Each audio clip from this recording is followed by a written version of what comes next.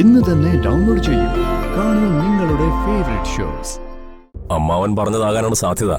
ക്ഷേത്രത്തിൽ നിന്ന് ഞങ്ങൾ അവരെ പൊക്കിക്കൊണ്ടു പോരുമ്പോ അവിടെ വേറെ ആളുകളുണ്ടായിരുന്നു. വണ്ടിയുടെ നമ്പർ എന്തായാലും അവർ നോട്ട് ചെയ്ത് കാണും. അവൾ എന്നെ വീണ്ടും തോൽപ്പിച്ചു. അനഘ എന്റെ അച്ഛനെയും എന്നെയും ചതിച്ചവൾ.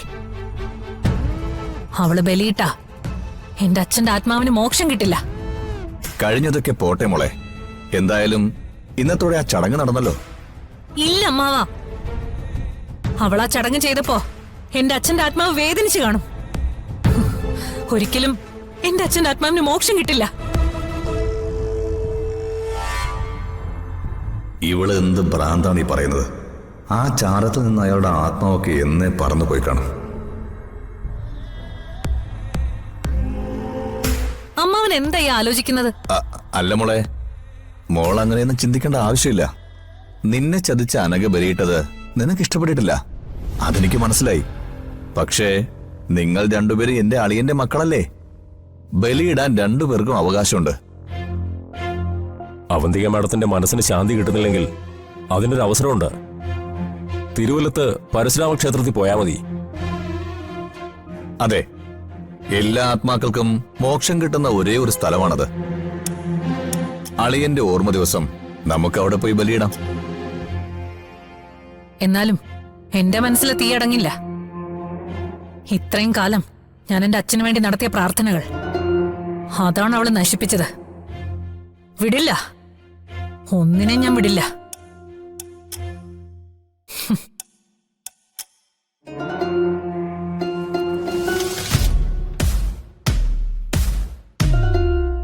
നിങ്ങളിതൊന്നും കണ്ട് പേടിക്കണ്ട.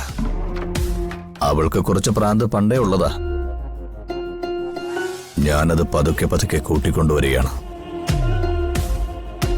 എവിടെയെങ്കിലും ചെന്ന് അവളുടെ വണ്ടി ഇടിച്ചു നിൽക്കും, അതോടെ തീരുമെല്ലാം. നീ ഇതൊന്നും കണ്ട് പേടിക്കണ്ട. നിന്റെ ജോലി തുടങ്ങാൻ പോകുന്നേ ഉള്ളൂ. മൂർത്തി, കാര്യങ്ങളൊക്കെ അവൾക്ക് വിശദമായിട്ട് പറഞ്ഞു കൊടുത്തിട്ടില്ലേ? ആ, എല്ലാം വിശദമായി തന്നെ പറഞ്ഞു കൊടുത്തിട്ടുണ്ട്. നിനക്ക് ആവശ്യമുള്ള പണം ഞാൻ തരും, പക്ഷേ കൂടെ നിൽക്കണം. അവളുടെ ഒടുക്കത്തെ ശ്വാസം നിൽക്കുന്നതുവരെ. സാറ് പേടിക്കണ്ട, ഞാൻ കൂടെ തന്നെ ഉണ്ടാവും. എനിക്ക് പറഞ്ഞ പണം കിട്ടിയാ മതി. പോയിക്കോ, നമ്മളിങ്ങനെ അധികം സംസാരിക്കണ്ട.